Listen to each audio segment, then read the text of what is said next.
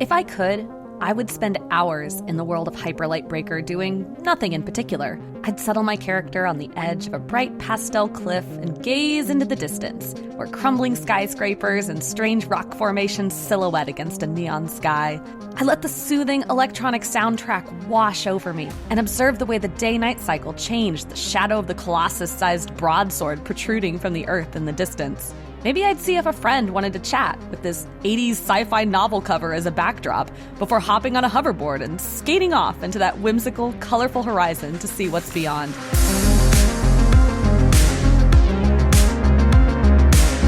But Hyperlight Breaker will not let me roleplay truancy. I am in the overgrowth with a purpose, hunting the minions of the Abyss King.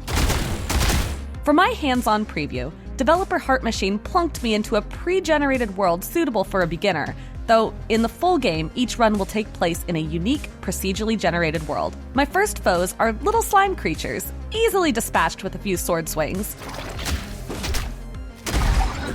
And I'm delighted to find that each hit feels just as solid and chunky as I hoped back in my original hands-off preview last year.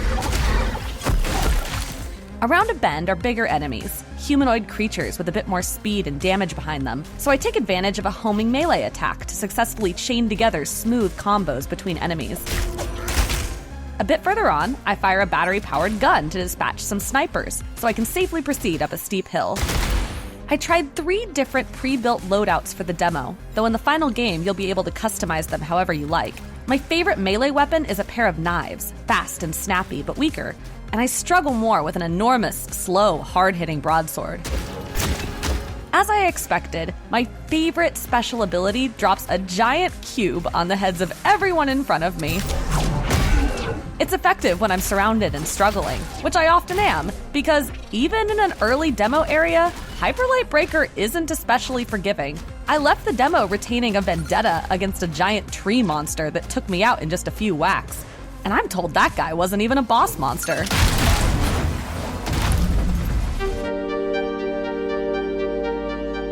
Hyperlight Breaker is an extraction roguelike. So while I spent a lot of the demo just putzing around, getting a feel for different cool glow swords, it turns out that's mostly a valid strategy early on. The player's goal is to defeat the Abyss King, who can only be unlocked by besting a series of boss monsters scattered across different biomes in a single run, who in turn are only unlocked by completing a number of other tasks out in the world, most of which also include defeating enemies. The bosses themselves are hard. I met a wolf-themed one that landed on my head and kicked my inexperienced butt in about 5 seconds flat. Maybe having friends around will help, as Hyperlight Breaker will feature online co-op.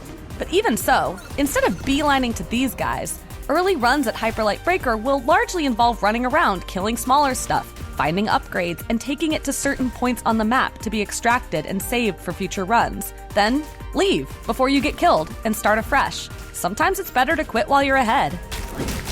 With some enemies cleared out, I'm able to hop on a hoverboard and scoot around the environment a little, riding over water and neatly gliding down hills. Hyperlight Breaker takes some cues from Solar Ash's parkour, especially evident in the smooth way you can swoop up on ledges that are just too high, or chain air dashes into other moves. I liked the on-foot movement and the ways in which it gracefully melded into combat, but I'll just say it, I wish the hoverboard was cooler. It's a little slow and clunky. I hope they can lean into the Solar Ash of it all and make it feel a little faster and a little more epic.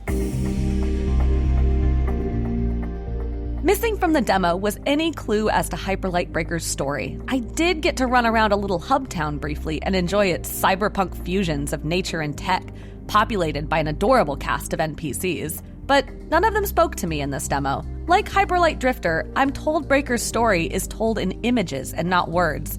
And given the pedigree of the studio, I'm expecting something lovely. But for now, all I know is I'm a cool person with a cool sword and a cool gun who keeps going out into the overgrowth to chase down an Abyss King. I know my ultimate verdict on Breaker is going to hinge heavily on how well it can weave a story through a multiplayer, roguelike structure.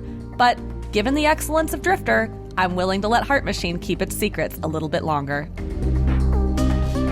My demo of Hyperlight Breaker largely confirmed everything I'd hoped and expected when I first saw the game a year ago. It's mysterious and colorful, movement feels good and combat satisfying, enemies are challenging, customization holds promise, And the music belongs on vinyl. Above all, the sheer vibes are impeccable. I feel like I'm walking around an episode of Dot Hack Sign, or that I've somehow fallen 5,000 years into the future on another planet. I can't wait to step beyond Baby's first biome and figure out what it all means. For more impressions of the most intriguing new games, don't miss our previews of No Rest for the Wicked and Rise of the Ronin.